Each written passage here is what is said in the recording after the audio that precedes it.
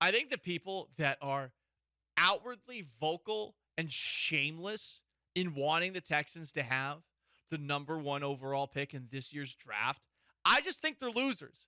Even though they're right, the Texans having the number one overall pick does make it easier for them to pick the best player in this year's coming draft. But I also think that advocating for it as a strategy, essentially saying, yeah, I happily, as some have said, in quotes, I happily hope that the Texans lose the last couple of games so that they can get that number one overall pick. Do you have no shame? I mean, you're essentially advocating for the Houston Texans to take advantage of a welfare system. Outwardly. Can't you keep it to yourself? No, you can't, because you have no shame. You're totally fine with a corporation that shares the same location as you getting a bailout because of how incompetent they've been. And you hope that they'll take advantage of it. And you think that they'll take advantage of it, I guess. Okay, well, what if you don't? There's no guarantees. You get nothing necessarily from having that number one overall pick. And some of you people were nervous that the Texans, who were playing better of late, would beat the Jaguars. You deserve to have the back of your head smushed into that piss that you put out into the atmosphere. Just rubbed all around. I'm going to use your face as a mop. Oh, look at what you did there. That's a bad boy. That's a bad boy. Talking to the dog, because that's what you are, a dog. You are a dog. You're an embarrassment. Yeah, I hope the Texans get the number one overall pick. Sorry. I just think you're a loser. You're right, by the way. You're right. They should get the number one overall pick. It's better for them. But my God, some of you people just have no shame. Okay, here's an example. So when I got fired in Seattle, I got unemployment. I think a lot of people during the pandemic, they got unemployment too. And you know what? It is one of those things that you get because of, the contract or whatever you sign with work. Like basically some of the money that you're paid also goes into unemployment insurance. And then you're supposed to have that paid to you, say you get let go. But are you supposed to be proud of the fact that you're getting unemployment? No. Are you supposed to be proud of the fact that you're getting a handout? Are you supposed to be proud of the fact that you got a stimulus check? No, you're not. I just hate that we have become a city with an awful football team playing in it that is rooting for handouts. You want the bailout for the dumb corporation. That's what you want. The NFL needs a lottery system so bad. It's just to shut you losers up. You are losers. I get it. You're right. You had the sound, logical argument. You're still a loser. You would rather that team play like ass, like it did on Sunday, than see them play well down the stretch. And again, some of you guys aren't even watching. I don't blame you. They stink. But the people that are like, yeah, I want to lose. You're a loser. You are a loser. Oh, but Paul, blah, blah, blah, blah, blah. Here's a PowerPoint presentation. Like, cool, you're a loser. Like, it doesn't matter, This is an opinion. And you're probably thinking to yourself, well, Paul, wouldn't you have that opinion? Yes, I would. I will call you out by personal names for advocating to go about things that way. Yep, I will. I mean, Paul, shouldn't you be used to this by now? This is what this organization is. My God, have higher standards. Are all of you settlers in life? Jesus. You're all better than this. And yet here you are. So that's why I'll never full-throatedly embrace the suck like the Killer Bees. Not going to do it like the Wheelhouse. Jake was the one who's been complaining the most about the Texans potentially playing their way out of the first overall pick. Sorry, I'm not a loser. I'm not going to advocate for that. You know what I would do? Keep it to myself. How about you keep it to yourself that you want this to happen? Don't say it aloud. Have a little bit of shame, huh? A little bit of decency? Is it so hard? Thank you. I think that the people publicly advocating for the Texans to be the worst team in the NFL, even if they are logically correct, are losers. That's all. And a couple of clarifications have been requested from the text line. So when you say you people, you mean Joel Blank and Jeremy Branham. No, I don't necessarily. I don't. Because here's the thing about Joel Blank. Joel used to work for the Houston Rockets. Did you know that? What did the Houston Rockets do in the last decade? Did the Houston Rockets ever tear down and go back to square one? Now, of course, to get Hakeem Olajuwon, they did. But when we're talking about the transition that they made from having Luis Scola and Kevin Martin as their two best players to eventually having James Harden, they did not do it by getting handouts. They did not do it by ways that I deem dishonorable. The Astros did. It worked for the Astros, but what if it didn't? You know, what if there were more Mark Appels or Brady Aikens? And I get it. You can't go through life being scared. Fine. I'm just saying, advocating for a football team with players who are beating the absolute hell out of each other, and not to turn this into, you know, something with DeMar Hamlin, but that can happen out there in a football game. And you're asking players who play a game that you love to not play their best so that the team will have a better draft pick to replace them with, to have them on the unemployment line, if you will, of the NFL. Like that's what you're asking for. And that, to me, that speaks volumes about you as a person. Yeah, we're going that way. We're going that hard on you. Sean, your thoughts on this? This makes Week 18 against the Colts must-watch TV. Oh, yeah. Because, I mean, the fate of the Texans rides on if they can lose to Sam Ehlinger. Sam Ehlinger, back under center. Can I already say that I am rooting for the Colts to win? But I know why you're rooting for the Colts to win. Okay. Because you want Sam Ehlinger to win. I don't want to get hit with the loser tag. No. I know last week you hit me with the glasses tag. Yeah, sorry. I called it ricochet because Mike McDaniel can't keep his quarterback's head straight.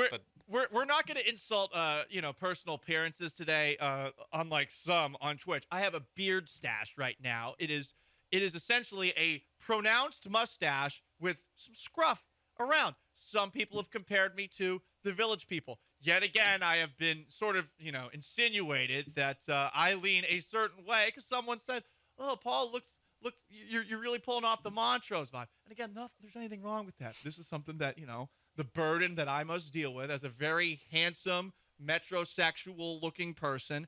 I have to deal with this on a regular basis. Okay, so we're not calling out people for their appearances, but we will call people out for what is in their heart. And you have a lot of loser in your heart if you are publicly advocating shamelessly for the Texans to suck and have the number 1 overall pick. I just think you're a loser. And you can offer me any explanation to rationally explain why you would like the Texans to have the number 1 overall pick. And you know what? I'll listen to it. And you know what else? I'll even tell you you're right in a lot of elements. And then guess what I will do at the very end? Boop. Loser. Just boop you on the nose right there. Boop. Does C.J. Stroud playing well against Georgia make it just, who cares if they win or lose? Stroud. Because what you're scared of is the not getting Young and Young going somewhere else. Yeah, well, the Bears getting the number 1 pick, trading out of it because someone wants a 5'10" quarterback who weighs 185 pounds that badly. Right. And to me, I feel like once we get close to the draft, the C.J. Strouds and the Will Levises will be the ones that people are trading up for, not a quarterback who's literally my size. And that size thing is important, Sean, and I'm glad you brought that up because I want to give my own take on this. Look, I'm not a draft expert. I'm never making declarations about players coming out in the draft again.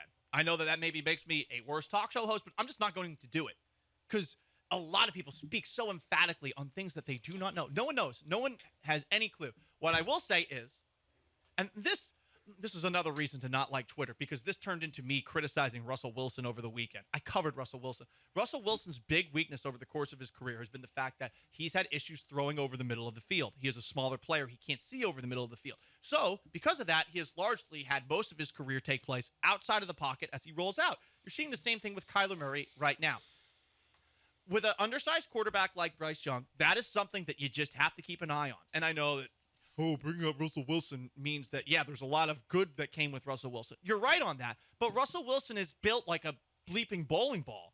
Russell Wilson is sturdy, and he took 40 sacks a year playing the way that he did. Do you think that Bryce Young playing that style is going to make it through a 17-game, eventually 18-game season, playing 90% of the games? I don't think so. Look at what's happening with Kyler Murray of late. Look at what happened to Kyler Murray his first 2 years in the league. It says he played all 16 games, but there were games that he had to leave because of injuries. And you see the same thing the last couple of seasons. He's been banged up. He's missed games.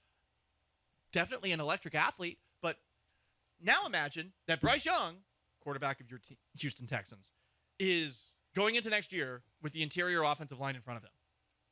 He is going to be running for his life from the start. Could he develop bad habits along the way? Yes. Could he get hurt along the way? Yes. And this is not me taking a stand here, because as Battery Chucker pointed out on twitch.tv/ESPN975, the funniest is the trade down and get Caleb Williams next year, people. Yes. I mean, that, now you're, like, that's just procrastination. As a procrastinator, hey, it's a thing, but that's just procrastination. But the improve the team, then get the quarterback, people, I'm not advocating for that. I'm just saying Bryce Young specifically might not be a great fit. It might not be a great fit for him here, given where the interior offensive line is. Now, could he overcome it? Sure. Could it, be like with Justin Fields this year, where, although maybe not his last game. Jeez, Justin Fields, he threw for 30 yards against the Lions. But this year, he has clearly taken some steps forward, right? Doesn't happen right away for every single quarterback. And Josh Allen's another example of it. But that is a reason that I'm a little hesitant when it comes to just saying, yep, just take the quarterback first overall. Oh, okay, maybe, if you like him. And again, I would more so just like them to play their way out of that first overall pick, because you know what? They have a little honor, a little integrity. Doesn't say anything about Lovie Smith. I'm not saying that. Doesn't mean that you should keep things going forward next season the exact same way that they were last year. Not saying that either. All I am saying is that if you are somebody who is outwardly saying, yeah, I'm cool with the Texans having the worst record in the NFL so that they can get the number 1 overall draft pick, and I hope that they have the worst record in the NFL, you are a loser, and you have no shame, even if you are logically correct. But the Rockets really need the first overall pick to draft the French guy. Right, but you know what is great about that, Sean? There's a lottery system. There is a check. Yeah, only a 14% chance. There is a check to make sure that the teams who do it blatantly don't lock themselves into getting a perhaps sport-changing player. The NFL really should have a lottery system, just because I would love the tweet that comes every February or whenever they have it, where it's like more people watch the NFL draft lottery than watch the MLB World Series. See, you're right, Sean. That's the thing the NFL is completely overlooking here. This is another event to have during the offseason. So what you could do, so that you occupy every single month, NFL Combine in February, free agency in March, April, you have the draft lottery. Oh, I May, like the NFL draft. I like you having to do the Combine and free agency, not knowing where you're picking. Yeah. I like it. See, they could turn this into more of an event. They really could. They should institute a lottery. It also gives GMs a lot of room to screw up and not sign a quarterback during free agency, thinking they'll get the number 1 pick, and then they get the 9th pick. This quarterback class of free agency, by the way, might be pretty interesting. And I brought up the idea, hey, why not Derek Carr last week to the Texans? Why not Jarrett Stidham? Okay. I'm kidding on that one. Though, did play for the Patriots. You wonder about how Nick We are Caserio not might Patriots feel about South. We are not Patriots South. But what's wrong? Here's another question. And again, there's so many people here who are like, oh, God, these carpetbaggers like Paul Gallant coming down here and trying to make everything like the Patriots. Is that a bad thing? Look at them. Sean, it's not bad to be like the Patriots. Look at them. It is worse. It is way worse to be happy with your team having the number 1 overall pick. You're saying it's not bad to have Mike or Matt Patricia as your offensive coordinator. I didn't say No, that. that's the Patriots is. I am now. Do you want to hear a really funny Patriots stat that I learned on Sunday? Hit it. Okay. So the Patriots defense has 7 touchdowns. How many touchdowns does Mac Jones have this season? Oh God, I hope more than 7. 9. Oh my God. That's like Iowa's defense. That's incredible. That's literally Iowa football. It is incredible. It is an incredible number. I think he actually might have gotten a touchdown pass in the game, so it might be 10-7. Oh. But holy crap! Like that is. There we go. It's an 18-game season now. It's Again, so bad. there's nothing wrong being Patriots South. But there didn't used to be Ugh. something wrong with Patriots. Yeah, when they South, had Sean. Tom Brady. Yeah, Fair point. you know what? The Texans should get Tom Brady. Okay.